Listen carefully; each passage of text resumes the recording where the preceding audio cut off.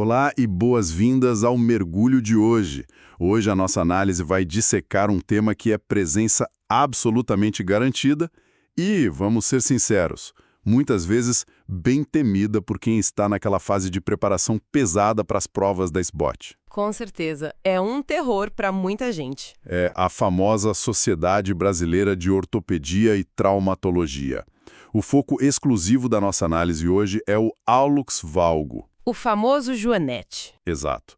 A missão aqui é pegar toda aquela carga de conhecimento denso da literatura ortopédica clássica, tipo Campbell, e as diretrizes nacionais, e transformar em um raciocínio lógico, bem claro e à prova de pegadinhas. É bem por aí. E para dar o pontapé inicial, vale muito a pena quebrar um mito que muitos pacientes e até alguns profissionais em início de formação carregam. Existe uma imagem mental muito forte de que a proeminência medial é um osso novo crescendo descontroladamente. É como se fosse um tumor ósseo ou um calo gigante em expansão, né? Exatamente. Mas a realidade anatômica é fascinante, bem diferente. Na imensa maioria dos casos, não há osso novo nenhum. O que temos ali é a cabeça do metatarso que literalmente escorregou da posição original. Isso. Ela se desvia para a região medial e fica exposta logo abaixo da pele. É uma falha puramente estrutural. E começar desmistificando essa proeminência é essencial. Com certeza. Estabelecer essa visão clínica focada na estrutura e na mecânica do pé é o que separa um candidato que apenas decora rodapés de livro de um ortopedista que realmente compreende a patologia. Porque o hallux valgo está longe de ser um mero osso torto, sabe? Ou um incômodo estético. Bova. É entender a biomecânica da deformidade. Quem compreende a falha em cascata que ocorre nessa articulação não precisa memorizar uma lista interminável de técnicas cirúrgicas de forma isolada. A própria compreensão lógica da anatomia dita qual procedimento deve ser escolhido para cada caso. É um xadrez puramente mecânico. Um xadrez complexo. E para jogar esse xadrez, precisamos colocar as peças no tabuleiro. O que define o hallux valgo do ponto de vista técnico? Fica evidente que não estamos lidando com uma patologia única, mas com uma deformidade tridimensional do primeiro raio do pé. E aí entram aqueles famosos ângulos radiográficos que são o terror das provas objetivas. Quais são os números mágicos? Aqueles limites exatos da normalidade que precisam estar tatuados na mente de quem vai prestar o exame. Envolve o desvio lateral da falange do hallux e o desvio medial do primeiro metatarso. Frequentemente acompanhado de alterações nos dedos menores. Exato.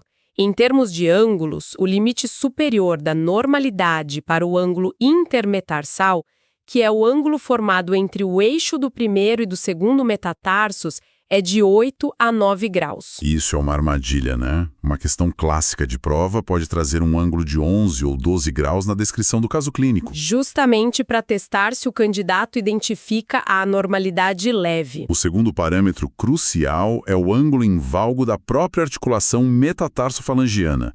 O aceitável é até 15 a 20 graus. Ultrapassou essa marca, a estabilidade da articulação começa a ruir. Isso nos leva diretamente para a mecânica do desastre. Para visualizar como essa estabilidade se perde, dá para usar a física básica. A analogia do cabo de guerra. Perfeita. Se imaginarmos a articulação como um cabo de guerra, tudo faz sentido. Quando esse ângulo em valgo passa da marca crítica dos 30 a 35 graus, o hallux prona. Ele gira no próprio eixo longitudinal. É. Nessa analogia do cabo de guerra, os músculos intrínsecos são os competidores de cada lado. O músculo abdutor do hallux, que deveria estabilizar o dedo puxando para a posição correta, sofre um deslocamento. Com a rotação, o tendão dele desliza da região medial para a região plantar. Ele vai parar embaixo da articulação e perde completamente a vantagem mecânica. O vetor de força muda. E como o abdutor perdeu a corda, o músculo adutor do hallux, que está do outro lado, fica sem oposição. O adutor traciona o dedão ainda mais para o valgo, gerando o efeito dominó impossível de ser parado espontaneamente. Esse colapso das partes moles é devastador. Enquanto esse desequilíbrio muscular destrói o alinhamento na parte superior e nas laterais, existe um colapso igualmente grave ocorrendo na região plantar. Envolvendo a articulação sesamoideia.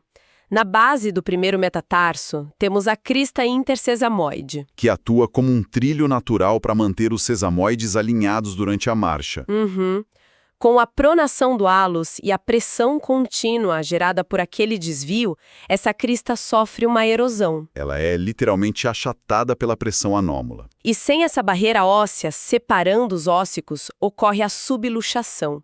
O sesamoide fibular é arrastado para o primeiro espaço intermetatarsal. Do ponto de vista de prova, entender que o sesamoide fibular perdeu a contenção e se deslocou é vital. Porque isso dita os passos da liberação cirúrgica mais à frente. É uma destruição em múltiplos níveis. Mas e quando olhamos para a congruência da articulação? Existe uma situação que causa muita confusão na residência. Por que o cirurgião não pode simplesmente puxar o dedo torto para a posição reta, fechar a cápsula de forma bem justa e dar o trabalho por encerrado? É aqui que entram aqueles ângulos mais complexos. O DMAA, que é o ângulo articular metatarsal distal, e o PAA. Tentar alinhar o dedo à força sem respeitar a geometria articular é a receita garantida para uma recidiva precoce.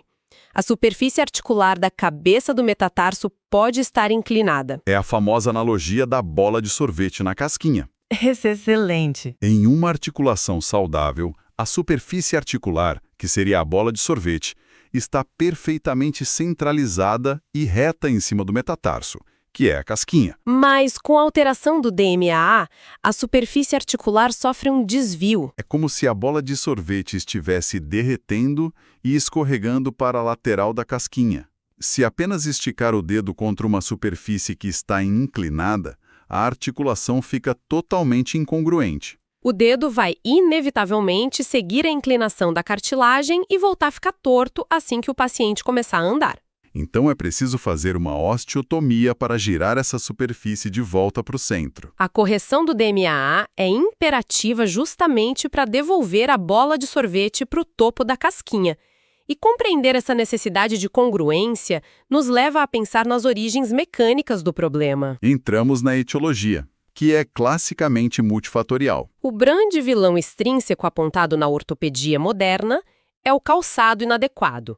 Sapatos de bico fino e câmara anterior estreita espremem o antepé de forma cruel. No entanto, o peso da genética é altíssimo e as bancas examinadoras adoram cobrar isso. A genética aparece com muita força, especialmente quando o quadro clínico descreve um paciente jovem. O hálux valgo em adolescentes tem uma assinatura genética inegável. E há também aquele debate clássico sobre a hipermobilidade do primeiro raio e o papel do pé plano pronado no desenvolvimento dessa deformidade. Como isso se traduz na biomecânica da marcha daquele paciente que chega ao ambulatório? A hipermobilidade significa que a articulação cúneo-metatarsal não oferece a rigidez necessária para suportar o peso do corpo na fase de impulsão da marcha. O primeiro raio, que deveria ser a principal alavanca de força, sofre uma dorsiflexão exagerada e cede sob a carga. E como a energia mecânica não desaparece por mágica, ela precisa ir para algum lugar. Ocorre, então, a metatarsalgia de transferência. A carga maciça que deveria ser suportada pelo forte primeiro metarso é transferida abruptamente para os frágeis metatarsos menores. O impacto clínico disso é imediato e doloroso. Chega no consultório aquele paciente com queixa do joanete, mas ao examinar a planta do pé, nota-se uma calosidade imensa. Extremamente dolorosa, bem embaixo da cabeça do segundo ou terceiro metatarso. Isso é o sinal de alarme de que a mecânica falhou. Além das calosidades, o risco de fraturas de estresse nesses ossos menores dispara. Sem contar o que acontece com os outros dedos. O segundo dedo, por exemplo, acaba sendo esmagado pelo hálux que invade o espaço dele, desenvolvendo a clássica e rígida deformidade em martelo. Diante de toda essa sintomatologia, o diagnóstico parece direto. Mas a prova da SBOT é desenhada para testar atenção aos detalhes. Uma armadilha muito comum é o diagnóstico diferencial. Um exame físico precipitado leva a erros de conduta bem graves. É mandatório saber diferenciar o hálux valgo clássico do hálux rígido. No hálux rígido, o paciente também dilata um calombo, mas a proeminência óssea é dorsal e não medial. E o achado clínico que define a patologia é a dor excruciante e a limitação mecânica ao tentar realizar a dorsiflexão da articulação. Algo que não é o padrão de um valgo primário. E existe um outro diagnóstico diferencial que é uma verdadeira casca de banana. A DCPP, a deformidade colapsante progressiva do pé. O antigo pé chato adquirido do adulto. Muitas vezes o paciente entra no consultório apontando para a joanete como sendo o problema principal. Mas ao colocar o paciente de pé e avaliar o alinhamento global, nota-se que o arco plantar desabou. E o retropé está em valgo. O hálux valgo ali é apenas a ponta do iceberg, uma consequência tardia do desabamento global do pé. Indicar uma cirurgia apenas para corrigir o dedão em um cenário de DCPP é garantir que a deformidade retorne rapidamente. Porque a força de pronação global não foi neutralizada. Essa visão macroscópica da mecânica do membro inferior é vital. E uma vez feito o diagnóstico correto de um hálux valgo primário, inicia-se a jornada do tratamento. E aqui esbarramos na conduta conservadora que gera muitas frustrações se não for bem explicada. O objetivo do tratamento não cirúrgico precisa ser cristalino. Ele não corrige, sob nenhuma hipótese, a deformidade angular. O único intuito é o alívio da dor e a adaptação do ambiente ao redor do pé. Esse conceito do ambiente ao redor do pé nos leva a um paradoxo fascinante sobre os famosos espaçadores de dedo e protetores de joanete vendidos em qualquer farmácia. Ah, a ilusão da órtese. A lógica intuitiva é que se o osso está raspando e doendo, colocar uma órtese de silicone acolchoada sobre a proeminência vai proteger e aliviar a dor. Mas a mecânica nos diz que isso pode ser um tiro no pé. Literalmente. A lógica física é simples, né? O sapato que causa dor já é estreito, a câmara anterior já não tem espaço. Ao adicionar uma órtese ali dentro, adiciona-se volume. Esse protetor passa a competir por milímetros de espaço dentro de um ambiente rígido, comprimindo o antepé ainda mais e piorando substancialmente o quadro de dor. É um raciocínio impecável. A solução inicial nunca é adicionar volume ao pé, mas sim alterar o invólucro. A modificação do calçado é a pedra angular do tratamento conservador, recomendando sapatos com câmara anterior larga, tecidos elásticos ou macios e sem costuras cruzando a área da proeminência para evitar atrito. Agora, se essa modificação falhar, se a dor persistir e a qualidade de vida estiver comprometida, indica-se a cirurgia. Então o cirurgião entra no que é possivelmente o maior labirinto da ortopedia. E que labirinto! Existem mais de 140 técnicas cirúrgicas descritas para tratar o hálux valgo. Como a gente filtra isso na hora da prova? A regra de ouro é que a escolha não é aleatória. Ela depende dos valores exatos daqueles ângulos que a gente discutiu. Da presença ou ausência de congruência articular e de condições sistêmicas, tipo uma artrite reumatoide. Exato. E a melhor forma de organizar o pensamento é dividir as cirurgias por alvos anatômicos. O primeiro grupo engloba os procedimentos em partes moles. O porta-bandeira desse grupo é o procedimento de McBride, ou o McBride modificado. A técnica clássica consiste na ressecção da eminência medial, seguida da liberação das estruturas laterais retraídas E, por fim, aplicatura ou retencionamento da cápsula medial que estava frouxa. O ponto crítico para provas é saber que realizar o McBride de forma isolada, tentando corrigir um hálux valgo estruturado apenas mexendo em partes moles, resulta em uma taxa inaceitável de recidiva. A deformidade óssea vence a sutura. Porém, esses passos de liberação e tensionamento são o alicerce fundamental. Eles são a etapa complementar obrigatória de quase todas as osteotomias. Então, se partes moles não sustentam sozinhas, precisamos quebrar e reposicionar o osso. Chegamos nas osteotomias distais, que são a escolha de ouro para casos de deformidade leve a moderada. A técnica de chevron reina absoluta aqui. E as bancas cobram os detalhes técnicos pesados. O chevron exige um corte no osso em formato de V. Esse V precisa ter uma abertura precisa de 60 graus, com o ápice apontando para a região distal da cabeça do primeiro metatarso. A grande vantagem é transladar o fragmento ósseo para a lateral, fechando aquele ângulo intermetatarsal. Mas existem limites mecânicos muito bem definidos para isso. Limites estritos. A literatura concorda que a translação lateral segura no chevron é de no máximo 6 milímetros para homens e 5 milímetros para mulheres. Tentar transladar mais do que isso pode comprometer a estabilidade do fragmento e a área de contato ósseo para a consolidação. O corte em V de 60 graus confere uma estabilidade intrínseca admirável à osteotomia, evitando o deslocamento dorsal da cabeça do metatarso. Hoje em dia, adiciona-se a fixação com um parafuso de compressão, o que garante estabilidade absoluta e permite reabilitação e carga precoces. Mas e quando aquele ângulo intermetatarsal é gigante?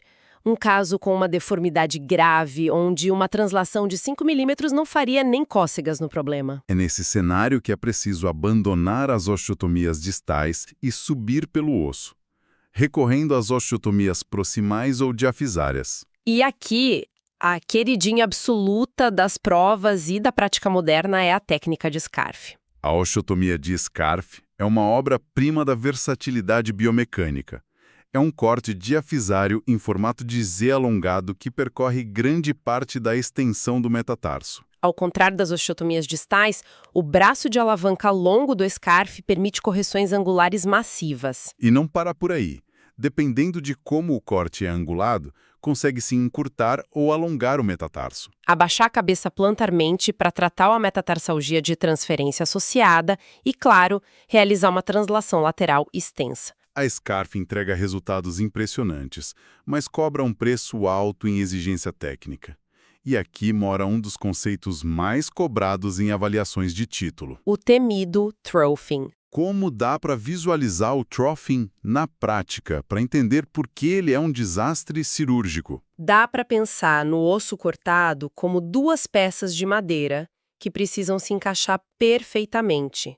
A diáfise do metatarso tem um formato tubular. Uma cascadura externa, que é o osso cortical, e um miolo macio e esponjoso. Isso. Quando o corte em Z é feito e os fragmentos são transladados lateralmente, as bordas duras corticais podem não se apoiar uma na outra. Se a cascadura de um fragmento escorregar e afundar dentro do miolo esponjoso e macio da outra metade, a estrutura cede. Isso é o troughing.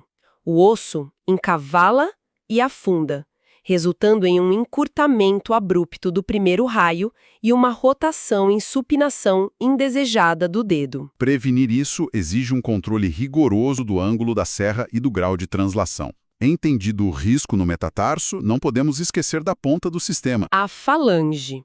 Procedimentos como a osteotomia de Akin, que é um corte de cunha fechada na base da falange proximal, entram em campo para corrigir aquele valgus interfalangiano residual.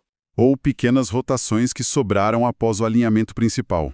E no extremo oposto do espectro de tratamento, quando a articulação está completamente destruída por artrose severa ou deformidades reumatológicas rígidas, a opção salvadora é a artrodese. Fundir a articulação metatarsofalangiana em uma posição biomecanicamente favorável elimina a dor de uma junta desgastada e restaura um pilar firme para a marcha. A indicação de artrodese ressalta que o objetivo final é sempre um pé indolor e funcional, não apenas radiograficamente bonito. Mas abordar o universo cirúrgico obriga a encarar as complicações, que é onde a capacidade analítica da ortopedia é mais testada. E a complicação que tira o sono de qualquer cirurgião é o hálux varo adquirido. Dá para imaginar o cenário clínico. O paciente entra na sala de cirurgia com o dedão desviado apontando para o segundo dedo. Meses após a operação, volta ao ambulatório com o dedão apontando para a direção completamente oposta. Fugindo dos outros dedos em um varo assustador. O que causa essa inversão dramática da deformidade? O hálux varo iatrogênico é a assinatura definitiva de um erro no balanceamento mecânico durante o ato operatório. 3 falhas técnicas principais levam a esse desastre. O primeiro erro letal é a liberação excessiva das estruturas laterais combinada com uma aplicatura medial exagerada. A balança de forças vira para o outro lado de forma muito agressiva. O segundo erro é a ressecção demasiada da eminência medial. Se o corte vai além da conta ao raspar a joanete, destrói-se o batente ósseo medial, o muro de contenção que segura a base da falange no trilho correto. Sem o muro, a articulação escorrega para a medial. E o terceiro erro, historicamente muito cobrado, é a remoção acidental ou equivocada do sesamoide fibular, o que desestabiliza permanentemente a musculatura intrínseca. Outra complicação que precisa estar no radar e que se conecta com a avaliação clínica inicial é a metatarsalgia de transferência gerada no pós-operatório. Isso acontece quando o planejamento de uma osteotomia, seja chevron ou scarf, falha no plano sagital. Se o fragmento distal for fixado em uma posição levemente elevada, apontando para cima, aquele primeiro raio deixa de tocar o solo com força suficiente durante a fase de impulsão da marcha. O resultado é matemático. O peso inteiro do corpo vai desabar de forma não natural sobre o pobre segundo metatasso. A cirurgia acaba consertando a joanete esteticamente, mas condena o paciente a uma dor incapacitante na planta do pé. E esse tipo de complicação reforça a importância vital de compreender a tridimensionalidade do pé. A ortopedia não é sobre alinhar duas sombras em uma radiografia bidimensional. Trata-se de restaurar um complexo tripé de sustentação de carga e propulsão dinâmica que precisa funcionar em perfeita harmonia sobre o peso do corpo. Para consolidar todo esse mapa de conhecimento que traçamos no mergulho de hoje, a mensagem que deve ficar gravada é cristalina. O hallux valgo é uma falha biomecânica incrivelmente complexa. É um verdadeiro colapso estrutural. Envolve alterações angulares ósseas, perda de vantagem mecânica de tendões, subluxação do complexo sesamoide e incongruência de superfícies articulares. Vai anos-luz, além de apenas raspar um osso. Para navegar com segurança pelas questões da SBOT e pelos desafios da prática cirúrgica, o domínio sobre o significado clínico de ângulos, como o DMAA, e a fisiopatologia da hipermobilidade é obrigatório, bem como os limites físicos precisos de técnicas como chevron e scarf. A decisão da técnica cirúrgica deve sempre seguir a lógica mecânica. O domínio mecânico e anatômico é sem dúvida inegociável para boa prática médica. No entanto, ao observar a verdadeira epidemia de casos de hallux valgum nos ambulatórios modernos, torna-se impossível ignorar o peso dos fatores causais externos que delineamos. A evidência de que os calçados de bico estreito e solados rígidos são motores implacáveis e aceleradores do agravamento dessa deformidade gera um questionamento profundo. Pensada por um padrão estético de elegância, através da moda de calçados, está impondo uma pressão ambiental tão agressiva e artificial que a longo prazo estaria alterando as funções mecânicas e a própria forma que a evolução demorou milhões de anos para moldar e aperfeiçoar no pé humano? Fica esse questionamento final sobre o alto preço estrutural que a biologia paga para seguir as tendências da moda.